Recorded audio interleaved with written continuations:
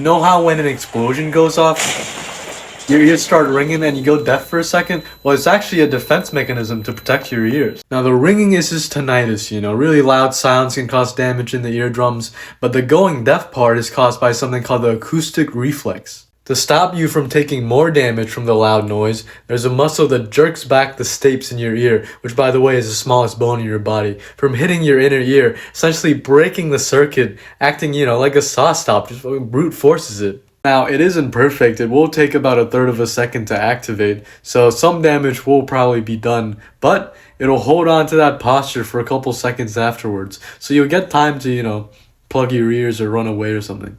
So next time when there's an explosion and you go deaf for a bit, don't panic just yet. It's just to protect you from more explosions. Actually, maybe do panic if there's explosions around you.